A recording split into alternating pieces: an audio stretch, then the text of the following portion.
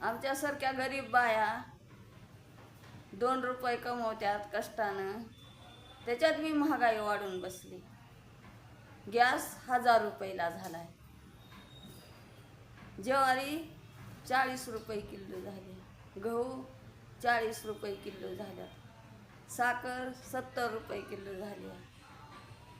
डाळी महाग, तेल महाग, मीठ महाग. कसं जगायचं?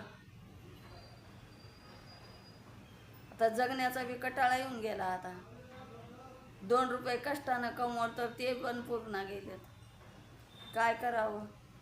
घरात कमवतो कोण नसल्यावर एकले बाई का करणार आहे? कोणचं मन बघणार आहे? का आणणार आहे बाजारात जाऊन त्या 2 रुपयामध्ये?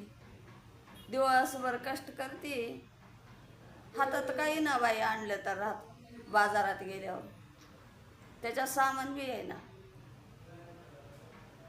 भाजीपाला महाग, किराणा महाग, तेल महाग, मीठ महाग, मिरची महाग, सगळं महाग.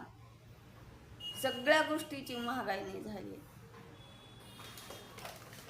कसं खायचं, कसं प्यायचं, कसं जगायचं काहीच कळना.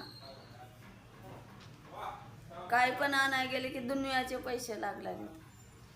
आणि 2 रुपये कमवावं किती ना आणावं किती आपण कष्ट करून.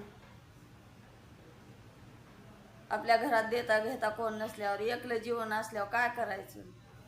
कसं जगायचं? एवढी महागाई नाही झाल्यास